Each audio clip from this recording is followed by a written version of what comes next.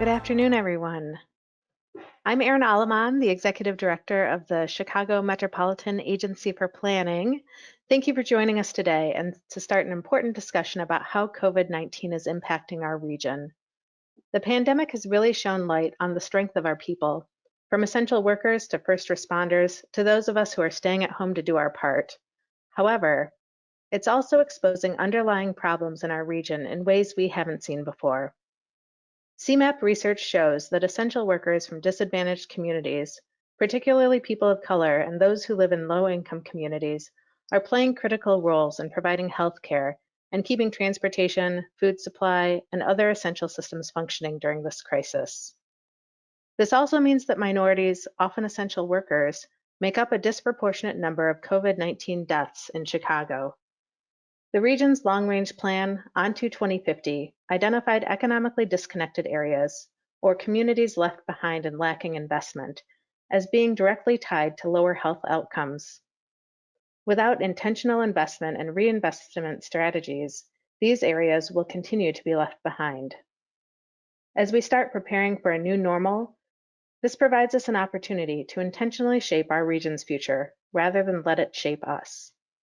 However, in order to do so, we need an understanding of how the pandemic is affecting the region. And that's why we're here today, to hear from CMAP staff on how regional systems like municipal revenues, transportation, and climate are being affected by COVID-19, and what our new reality could look like in the coming years. A few housekeeping matters first. This webinar is in listen-only mode, so should you have questions, you can submit them in the chat box. We'll try to answer as many of those questions at the end as time allows. A recording of the webinar will be available on CMAP's website later this week, and we'll share the recording in our weekly update on Friday.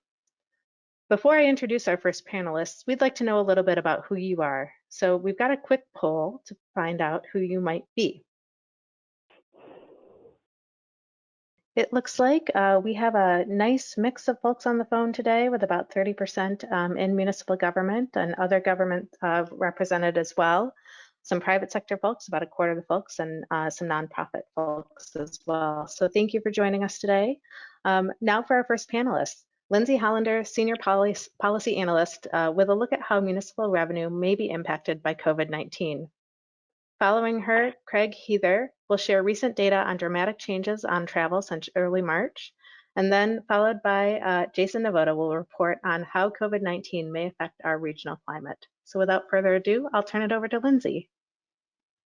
Thank you, Erin. The pandemic has had significant impacts across the world, but CMAP is studying several ways that COVID-19 and our response to it is affecting our region here in northeastern Illinois. And our municipalities face increased expenses through providing additional resources and support to residents and businesses, but also significant decreases in their revenues. And as many folks in our audience know, municipal budgets are taking a hit.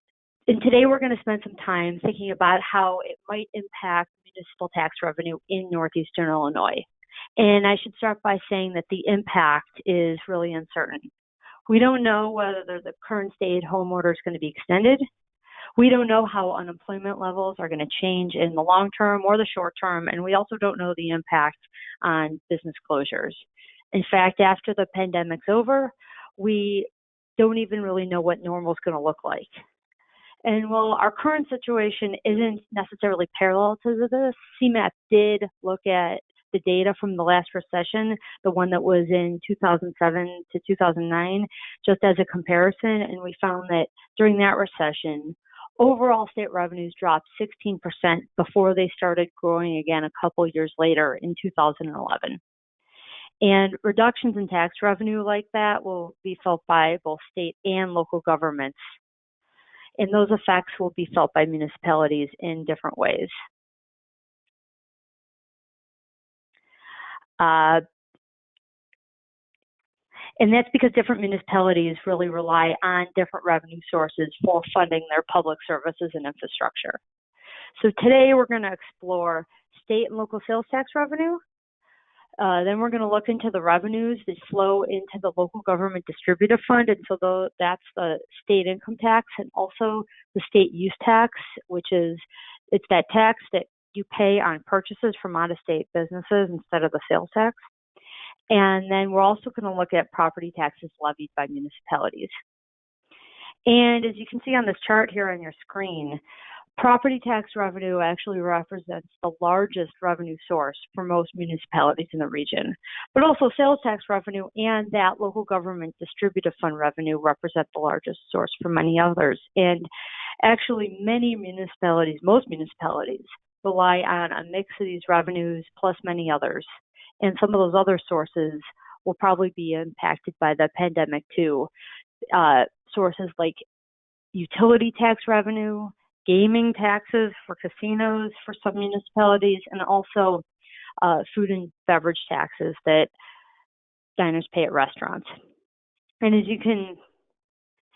and also municipalities really do differ in their overall fiscal health and revenue base, and those factors will also drive whether they're able to ensure public services in programs can continue in these times, either by using cash reserves or by shifting their budget priorities. So now we are going to go to a quick poll. For those folks on the line in local government, which is likely to account for most of your budget gap due to COVID-19? Is that going to be increased expenses due to the response to COVID-19, decreased revenues from any or all sources, or is that budget gap still uncertain? So please go ahead and vote. Okay, so we have a vast majority of respondents here stating that decreased revenues will most likely account for most of the budget gap from COVID-19. So thinking about our revenue context, I think, is particularly important. And we will start by thinking about sales tax revenue. Many municipalities are reliant on sales tax revenues, and more specifically, some municipalities rely heavily on revenues generated from general merchandise sales in particular. So those are sales of products like clothes and toys, and also restaurant sales. And those are things that are currently less available for purchase. If you go to a store, many of those businesses are currently closed for now. And the map you see here on your screen illustrates the estimated municipal reliance on state and local sales tax revenue generated from those general merchandise sales in 2018. And so this excludes sales tax revenue generated from food, grocery sales, drug sales. And those municipalities in dark green are the most reliant on these general merchandise-based sales tax revenues, and then the light green would be the least reliant from 2018. And currently, those municipalities that are more reliant on their general merchandise base are going to be most likely to be affected. And to give you a sense of what tax bases often look like across municipalities, general merchandise sales account for more than 75% of the sales tax base in 3/4 of the region's municipalities. And oftentimes the communities that are particularly reliant on general merchandise sales are ones with large retailers or malls, some of which are closed right now. And oftentimes these communities impose lower municipal property taxes, or in a couple cases, none at all. And on the other hand, due to their existing levels of resources and potential reserves, many of these same municipalities may actually have greater ability to handle some of the effects of the current stay-at-home order and any subsequent economic downturn. So moving on to the local government distributive fund. Municipalities and counties receive a portion of both state income and use tax revenue through that local government distributive fund, and that's shared primarily based on a share of the population of the state. And this map shows these revenues as a percent of total municipal revenues for 2018. And you can see that most of the region is in light aqua, and with these funds being less than 10% of revenues in 2018. But you do have several municipalities relying heavily on these revenues in dark aqua. Oftentimes, these are places with a large residential base, but fewer businesses. And if lower revenues were to accrue to the local government distributive fund, these municipalities would be most affected. So why would that occur? Well, a few different factors may come into play. Individual income tax revenue could actually drop due to greater unemployment as a result of the pandemic.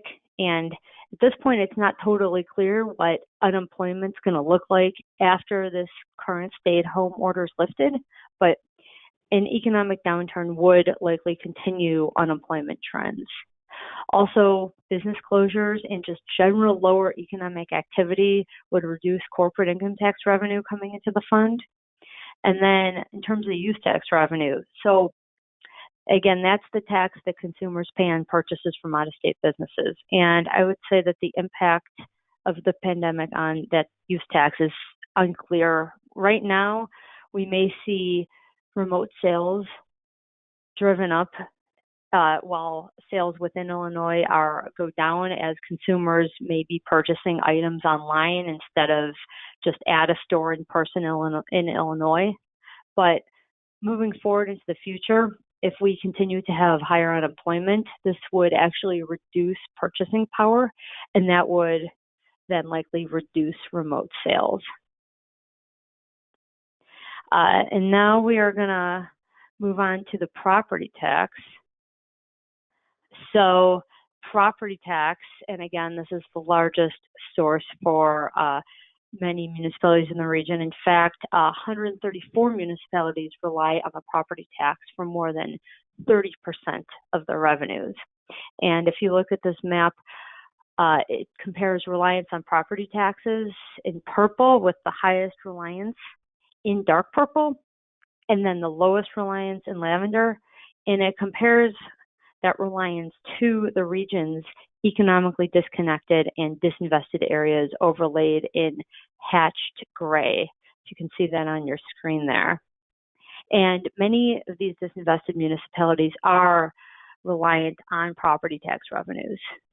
So the pandemic and any subsequent economic downturn could result in a couple different challenges to property taxes, and those impacts may be disproportionately felt by communities with disinvested areas.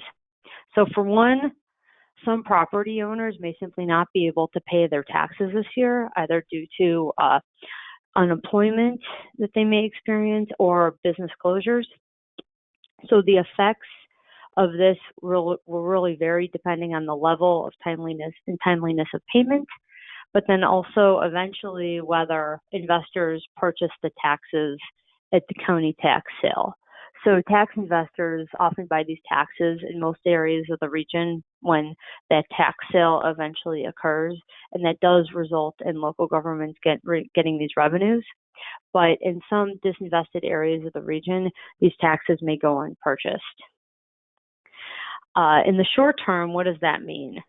It could mean that there's less property tax revenue for local governments, and that would potentially reduce the resources that are immediately available to provide some of the necessary programs and services that our local governments are carrying out to meet some of the community needs due to the pandemic. But also, homeowners and business owners that can't pay their property taxes may eventually have difficulty in keeping their properties. In the long term, though, following that pandemic, the property tax base may decrease if there is an economic downturn. And if the property tax base, so that means the assessed value of properties, if that decreases, that would normally drive up property tax rates. So for communities with disinvested areas, higher property tax rates in particular could cause more difficulty in recovering from any economic downturn. And then that's because higher rates actually might hurt economic development efforts moving forward. And many of these communities actually already have high property tax rates. So that's all to say that the overall context of different municipalities experiencing different challenges based on their revenue structure really underlies the fact that existing regional challenges are being compounded by the pandemic. For example, residents of color, particularly Black and Hispanic workers, often experience lower incomes and higher unemployment. And these same residents may be disproportionately impacted by economic conditions under both the current stay-at-home order restrictions, but also any future economic downturn that may occur. At the same time, some residents that are already disconnected from the economy may actually have less access to potential supports. And some of these residents live in communities that were already caught in a cycle of disinvestment, unable to promote economic development, invest in modern infrastructure, and really otherwise provide needed services to their residents. And many of these communities may actually be less resilient to shocks to the economy. And so we have to make sure moving forward that any investments that will be made to respond to the pandemic or to respond to an economic downturn in the form even of a stimulus are directed strategically to ensure that these communities don't experience further disproportionate impacts. And we're having a bit of a challenge here advancing slides, at least on my end. Oh, here we go. That was supposed to be the last slide, but I'm going to hand this off to my colleague, Craig Heather, who's a principal analyst here at CMAP, and he's going to tell us about some of the impacts to the transportation system. Thanks, Lindsay. Yeah, like she mentioned, I just want to kind of walk everybody through some of the COVID-19 impacts that we're seeing specifically on the transportation system. And let's start off with looking at the decline in traffic volumes. So volumes have definitely been declining over the last 2 months now. So what you're seeing on your screen is the decline in statewide traffic volumes. This is looking at the 4 Wednesdays in March of this year, and this is based off of IDOT's traffic count sensors. So if we look at the red line, which represents all vehicles, we see that for the first couple of weeks in March, there was no change. It was normal traffic. And by the time we get to the end of March, the volume has declined 40%. Now, what we're seeing, though, is that the impact is very different depending on the type of vehicle that you're looking at. So if you look at the blue line at the bottom part, that represents just passenger vehicles. And not surprisingly, that's seen the largest overall decline since the beginning of March of 46%. You can contrast that to the green line at the top, which represents combination trucks. These are the tractor trailers that are out on the road. Obviously, truck drivers have been classified as essential workers, and goods are still being shipped all over the country. And so that's really reflected in the fact that volumes for these vehicles have only declined 7% over the month of March. And then the final point of data on the chart is the gold line. Those are single unit trucks. These are smaller and medium-sized trucks, most typically used for pickups and deliveries within local markets. You can see their volume declined 23% over the month of March. So they're clearly being impacted by the closure of non-essential businesses. Let's take a quick look at how lower volumes are impacting our travel speeds. And what we're seeing here is for the 4 Wednesdays in March of this year. This is looking at the average system-wide speed on IDOT's interstate system. The vertical axis shows the average travel speed, and along the horizontal axis, we're showing time throughout the day in 30-minute segments. So if you look at the blue and the gold lines, again, those are for the first 2 weeks in March. They have a speed profile that you would expect from just a normal weekday, where there's a significant decline in travel speeds in the morning when a lot of people are commuting to work, and then again in the afternoon and early evening when people are heading back home from work and doing other errands. Well, if you look at the red line at the very top, again showing the last week in March, you can see that there is no noticeable decline in travel speeds throughout the day at all. So essentially the system is really operating in uncongested conditions. Now again, this is a system-wide average, so you still could experience localized slowdowns due to crashes or stalled vehicles or other incidents. But as a system, it's really operating fairly uncongested throughout the entire day. Illinois tollway system has their own sensors, and they're really showing the same patterns. A decrease in volumes during the first couple weeks of the stay-at-home order of 55% for passenger vehicles, and truck traffic down 9%. And again, no noticeable decline in speed throughout the day. So the next thing I want to take a look at is how this is affecting safety on the roads. Okay, so this chart is showing us the number of serious injuries and fatalities that occurred pretty much in March. We took 1 month of data from the first week in March to the first week in April, and we looked at the cumulative total of serious and fatal injuries that occurred from traffic crashes. And then what we did is we looked at those same 1 month time periods from the last 2 years, just so we could do a direct comparison. I will note this crash data is only for the city of Chicago, but I think it does still provide a useful snapshot of what's going on in the region.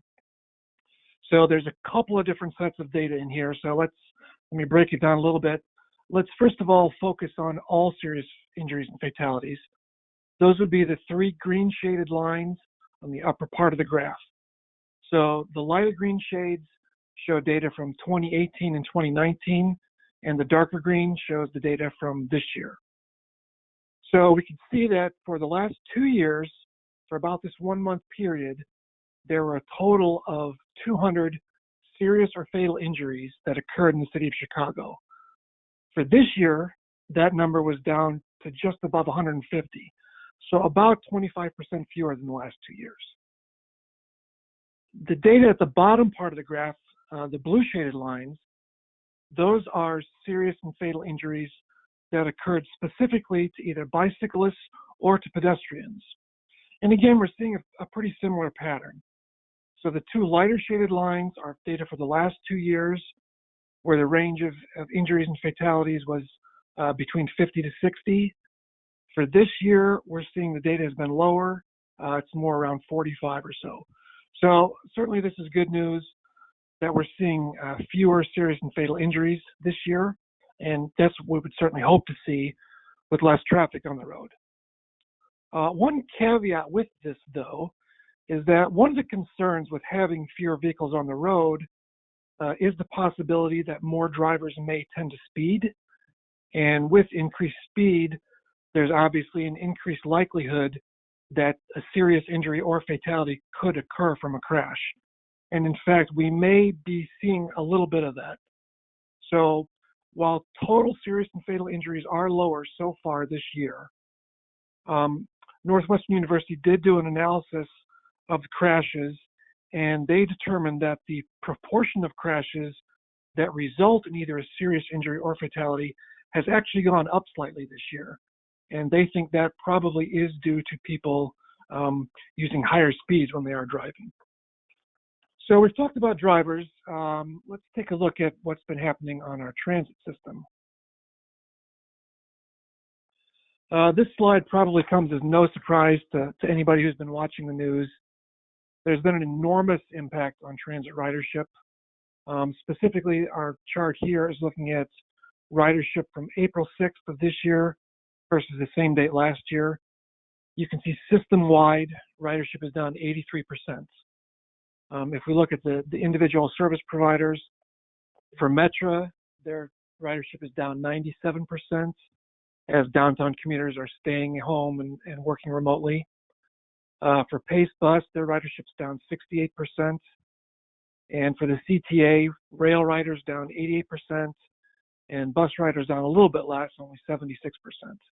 But let's keep in mind, all the providers are still operating service to support the essential workers, and they're all following good social distancing guidelines, not only on the vehicles, but also in the stations to help protect the passengers and also the transit workers. I just want to make a note here that so the slides I've shown you so far, CMAP staff is working on updating all of these with more current data, and we will be posting updated impacts to our website on Friday. We've also been analyzing some cell phone data that's been made available to us through IDOT to really try and better understand more specifically how people's travel has changed during the pandemic. And so we'll also be releasing those results on our website on Friday. So because there has been such an enormous impact on transit, we wanted to just do a quick poll right now and get some feedback from the audience. So what is your top concern about the effect of COVID-19 on public transportation? Is it ridership numbers rebounding? Is it funding? Is it maintaining service and operations? Or is it something else? Please give us your answers and we'll see what the results look like. Okay, so funding, 54%. I agree that's always an ongoing concern, and especially given the COVID-19 impacts. Also, a fair number of people are concerned about ridership rebounding, and I think that's certainly something we're also interested in, and we're all going to be closely watching how things start to come back once we do get to a more normal state. Well, for my final slide, I just want to talk a little bit about what the potential impacts could be to motor fuel tax revenues. It's obvious that vehicle travel in 2020 is going to be less than what we were originally anticipating due to the stay-at-home order and also just the economic consequences of the pandemic.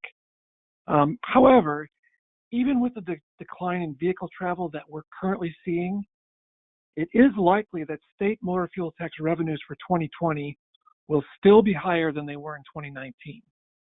And that's really due to the rate increase passed by the legislature.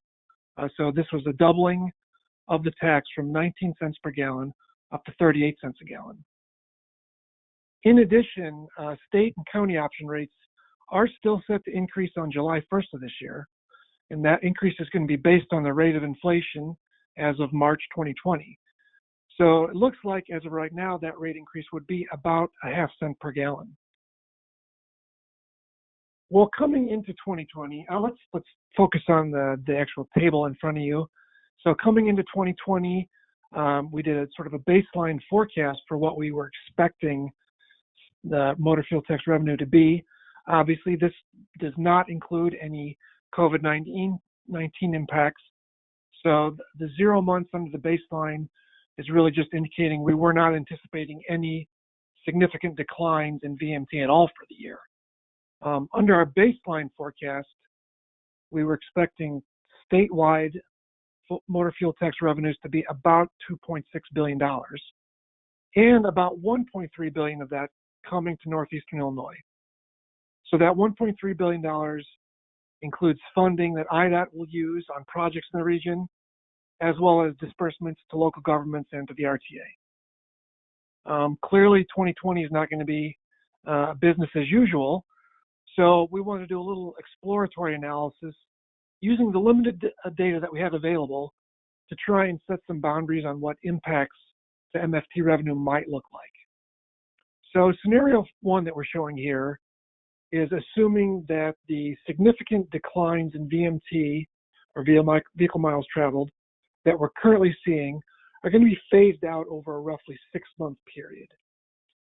So the result of that is that annual VMT for passenger vehicles would be about 12.5% lower than our baseline forecast. And for commercial vehicles, it's a smaller impact. It would only be about 1.5% lower than our baseline. So under this scenario, our estimate is that statewide motor fuel tax revenues would be still around $2.3 billion, with a little under $1.2 billion coming to northeastern Illinois. So that's about a 9% decrease in our original baseline forecast for northeastern Illinois. And then if we look at scenario 2, this is looking at things if the impacts go on a little bit longer. So under this, we're saying that the significant declines in VMT would get phased out over a 9-month period. In that case, we would expect passenger vehicle VMT to be about 27.5% lower overall than our baseline, and commercial vehicle VMT about 4% lower annually compared to our baseline. Under this scenario, we're still estimating about $2 billion in statewide motor fuel tax revenues and just under $1.1 billion coming to northeastern Illinois. So that would be about a 20% reduction from our baseline figure for northeastern Illinois. I also want to note that motor fuel tax revenue is only one source of funding for the state capital plan. So lower than anticipated revenues from this and other sources will undoubtedly impact or delay some projects. So I want to thank you, and I'm going to pass the baton on to my colleague, Jason Navoda, Director of Planning here at CMAP. Well, good afternoon, everyone from the Chicago region and beyond. Thank you, Craig. Thank you, Lindsay, for your presentations. I'd like to talk first about building on the transportation and revenue impacts of COVID-19 presented by Lindsay and Craig. And there we go. Okay. We're also interested in recent changes to air quality and emissions due to the change in transportation volumes. And we were inspired by some of the satellite images coming out of the NASA Earth Observatory program. And these maps that you see on your screen show the change in nitrogen dioxide emissions during the transportation and industry shutdown near the center of the COVID-19 outbreak in China. And these images remind us how connected economic activity, the movement of goods and people, pollution emissions from industry and transportation, air quality, and public health all are. And all of these things are goals of CMAP and our On2 2050 Comprehensive Regional Plan that was adopted in 2018. So more specifically, we were interested in whether the Chicago region experienced a similar change in emissions due to the transportation changes that Craig described. Just a bit of history here. In the United States, as this graph shows, our air quality has improved vastly since enactment of the Clean Air Act. Approximately 70% less pollution than in 1970, and related illnesses and deaths have declined nationwide as well. The story is similar for the Chicago region. However, the Chicago region, like many other larger cities in the nation, does not consistently meet all national air quality standards. Nonetheless, air quality in the region has improved as well.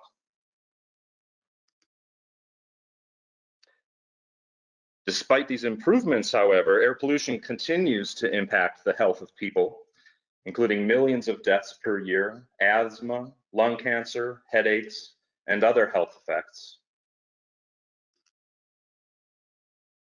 And in fact, research shows that unhealthy air quality has a disproportionate impact on populations that already experience health issues. And it also appears now that these same people who are already impacted by respiratory health issues and other health issues are far more susceptible to serious COVID-19 impacts. But there's a big piece of this story that's missing. Not all pollution emissions cause acute health effects. Some of them are having much slower, longer-term effects on a global scale. And the effects aren't as apparent as a dry cough or a fever, but they are no less deadly, particularly for the world's most vulnerable populations. And now these graphs on your screen show US greenhouse gas emissions for a 28-year period from 1990 to 2018. On the left graph are emissions of the 4 most important greenhouse gases that contribute to climate change. And as you can see by the red band that makes up the majority of the graph here, by far the largest contribution is from carbon dioxide. Now the graph on the right, which unfortunately uses the same color palette, shows something different. That is emissions by sector. So the graph on the left is emissions by type of gas, and the graph on the right is emissions by sector of the economy. So each color here represents a volume of emissions from each major source. In the United States, transportation has surpassed electricity generation as the leading emitter of greenhouse gases, followed by electricity generation and emissions from industry.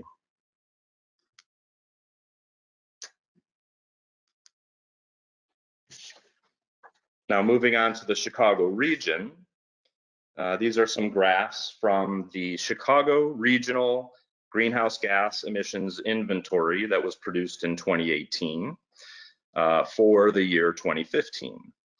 And what this inventory found was that the total emissions in 2015 was 119 million metric tons of carbon dioxide equivalent, which was a 7% drop from the 128 million metric tons in 2010. Stationary energy and waste emissions both declined over this time period, while transportation emissions ticked up slightly.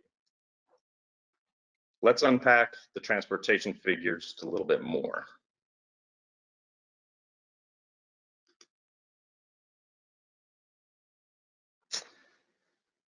So here we have broken down that transportation sector a little bit more.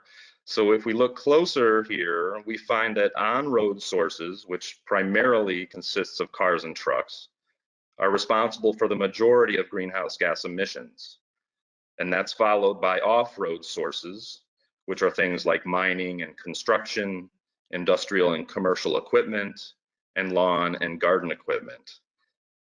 And while emissions from on-road sources remained relatively flat, as you can see in the graph on the right, off-road sources increased slightly, and this may be due to increased construction and other economic activity during the post-recession boom.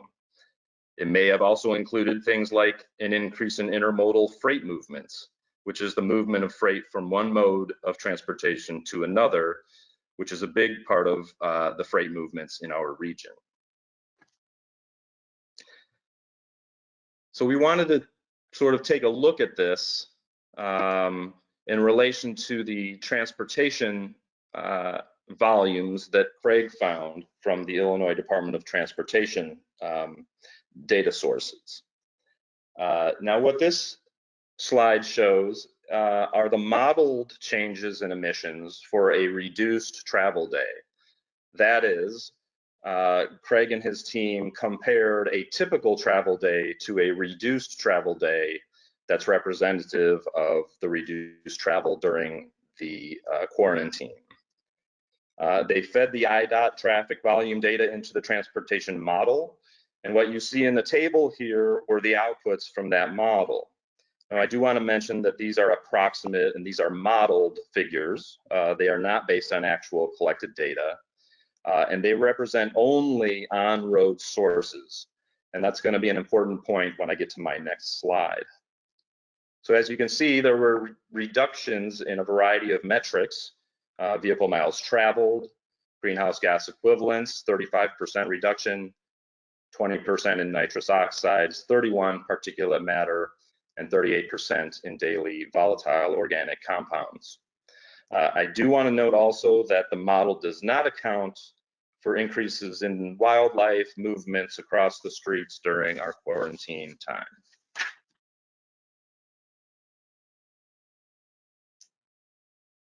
And let's try to get to the next slide here. Okay. So when we conducted the 2015 greenhouse gas emissions inventory, we also put together a number of projections from the year 2015 out to the year 2050. I want to note that these were done in 2018 and they do not account for any impacts of COVID-19. So first, I'd like you to just ignore the bright blue and the bright red lines on this graph and focus in on the climate scenario lines that are described in the colors on the left, explains what each one of those are. So the first one is the business as usual scenario, which is indicated by the purple trend line leading to the upper right. And this assumes no change in emissions per capita or per person. And so this line mirrors projected population growth for the region and consistent emissions. The next line is the current trend scenario, indicated by the black line. And this assumes that future emissions decrease at a rate equal to the decline we saw between 2010 and 2015. And finally, the green line is the climate stabilization path. This assumes more aggressive decreases, more than doubling the rate of decline we saw between 2010 and 2015. And this is the trajectory we need to pursue to achieve climate stabilization, which is the level at which scientists believe will stabilize the climate with a global temperature increase of no more than 2 degrees centigrade. Now I'd like to explain the red and blue lines that are superimposed over this graph. While a 35% reduction in on-road greenhouse gas emissions is significant, this is only for on-road sources, that is, cars and trucks. And as such, it only represents about a 16% reduction of the region's total emissions for all sectors. And that's what's shown here by the blue line. That would take us from about 119 million metric tons down to about 100 million metric tons if that reduction in greenhouse gas emissions were to continue.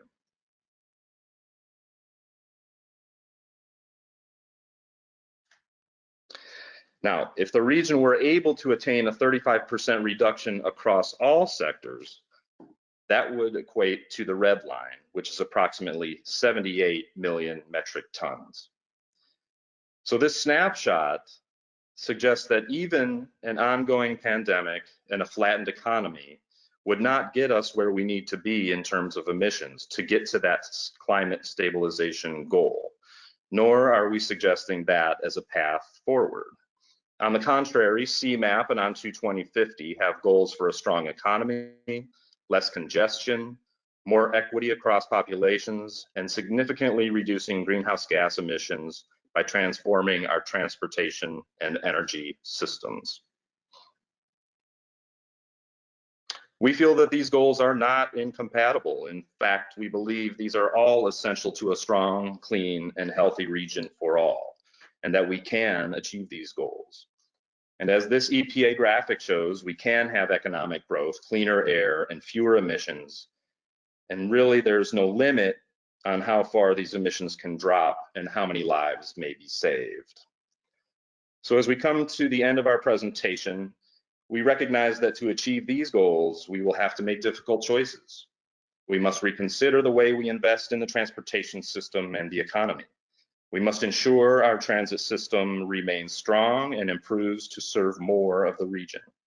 We must find new industries to employ our workforce and train workers appropriately. The way out of the pandemic-induced recession could be the same path that leads us out of the climate crisis. A rare moment in time to take a major step in the direction of a clean and healthy future is here. And in closing, we have one more poll question for you. And this will identify how pessimistic or optimistic we are, those attending the webinar today. Can we reignite the regional economy and preserve gains in our air quality? Yes, no, or my favorite answer, it depends.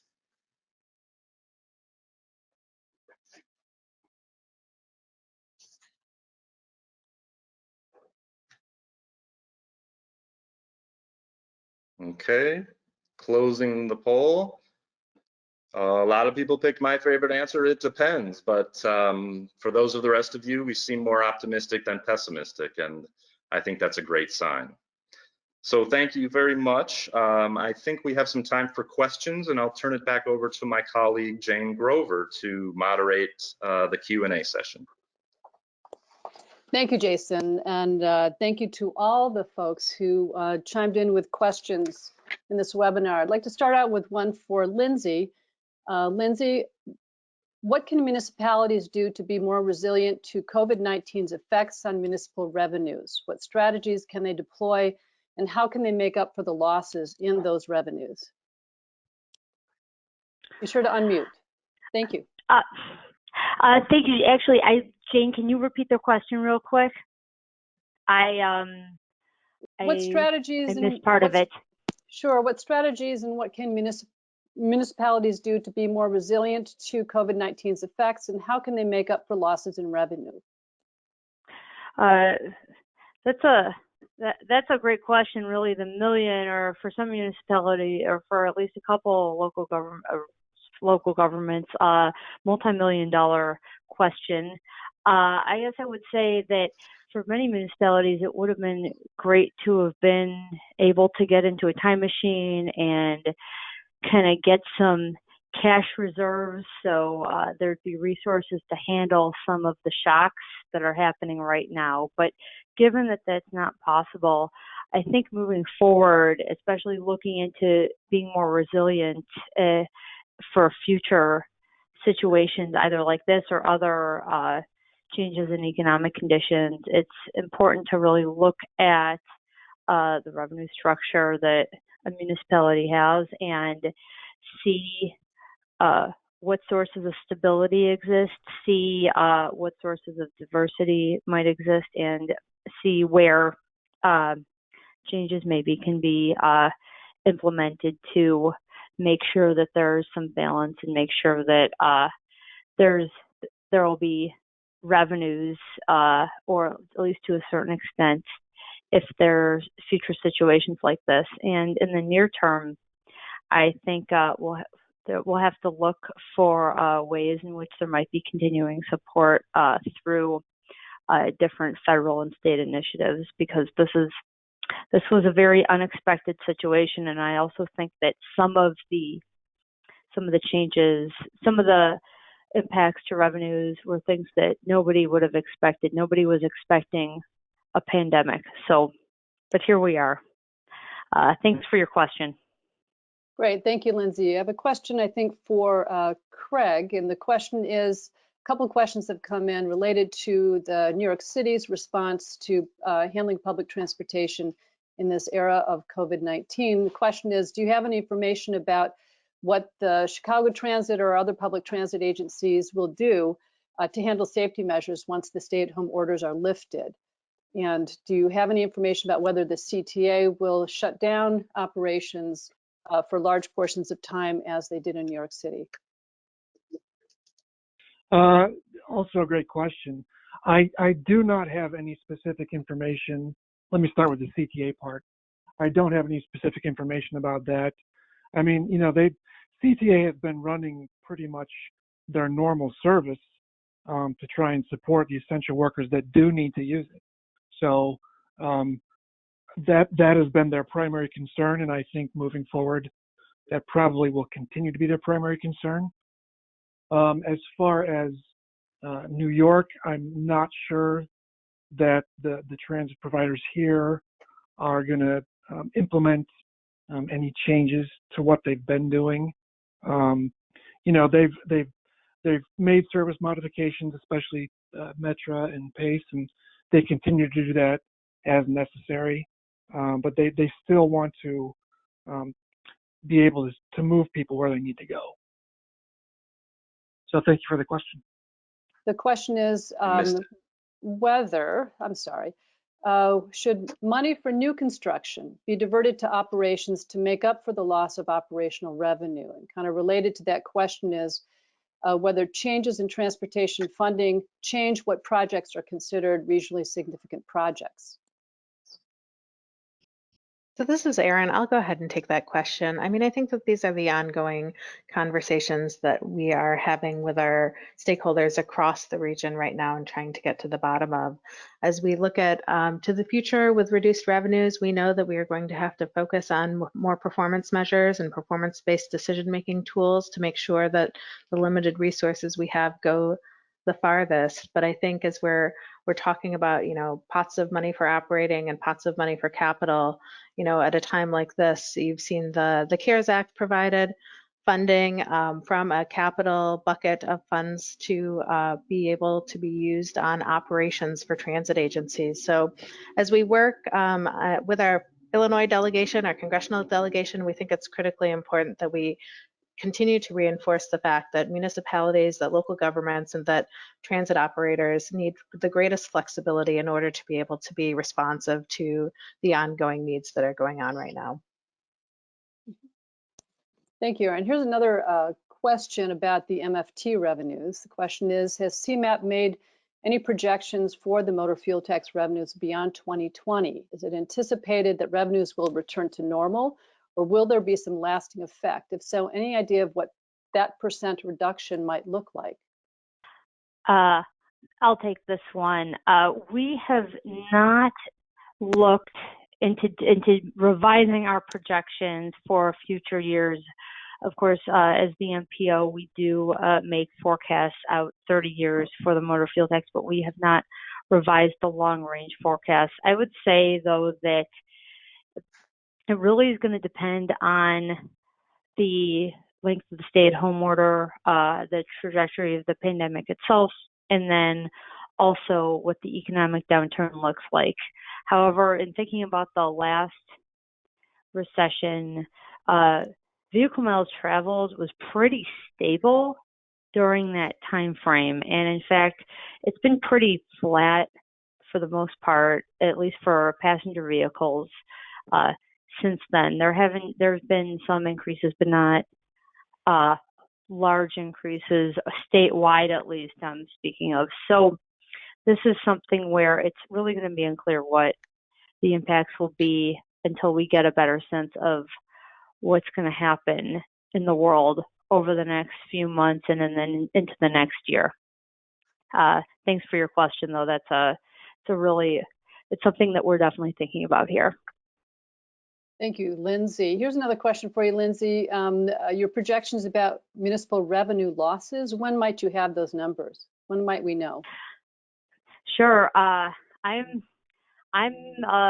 looking forward to getting more data on that. It's a situation where, particularly thinking about things like sales tax collections, that takes some time between when people actually pay their sales taxes at a store, the store, or whatever the business is remitting them to the state, and then those funds are then dispersed to local governments. And so we won't really have a sense of at least the initial impacts to local governments within the region on some of these issues for a few weeks, and then a few weeks from now, and then on the property tax, the impacts will take even longer to get a sense of. Thanks for your question. Thank you. And we have time maybe for one more question before Erin wraps up, and that is for Jason. Jason, what are some clean or green growth areas that we can focus on in the post-COVID-19 regional economy? Yeah, it's a great question that's getting a lot of attention in a lot of different areas and fields, from climate professionals to economists to politicians. And the one that's most interesting to me is the way that we invest in our transportation system and the way that we reinvest in our energy production system. So that is, we know that we need to make a major investment, major stimulus from the federal government and other levels of government to revive the economy. We also know that if we continue on the path we are going now, in other words, if we if we go back to business as usual, we will not be able to address the climate issues that we face. And so there's been a lot of talk about using this moment to rethink the way that we're investing in those systems, electrifying the transportation system, for example, by increasing the production of electric vehicles, providing rebates and other incentives for people to buy those, installing electric vehicle infrastructure throughout the region and throughout the nation so that people are not left without a place to charge. So that's on the transportation side. Of course, moving more people towards transit use is a good strategy. On the stationary energy side, we need to improve the energy efficiency in our buildings, both new and old. We have to retrofit the old buildings. Where does our energy come from? We need to move towards low carbon emitting sources, wind and solar and in fact nuclear, and move away from those sources that burn fossil fuels in order to generate the electrons that turn on our lights at night. So I think those are the two big ones that we need to really think about very seriously, and whether now is a time to make some major investments in those strategies. That's a great question. Thanks. Thank you, Jason, Lindsay, and Craig. Now to Erin. Thanks, Erin. Well, I just wanted to thank everyone for joining us today, and we're sorry that we couldn't get to all of your questions, but please feel free to reach out directly to our presenters with other questions that you have. We want to support you in every way that we can. So we know this pandemic is going to force all of us to work together like never before. And I think one of the other things that rings true is that, finding ways for CMAP to support local governments and looking at how service sharing might be an opportunity for the future to help stabilize municipal budgets and make them stronger. So the data and information that we have will continue to evolve. And we will continue to highlight regional developments related to COVID-19 and provide regular updates on our homepage, in our weekly update, and on our social channels. So I believe that we have an opportunity here to come back stronger, to redefine a 21st century transportation system, protect our natural resources and climate, and grow our economy for all. So we look forward to working with you on these initiatives and look forward to continue to share updated information with you and data that you need to be able to do your jobs. Thanks so much.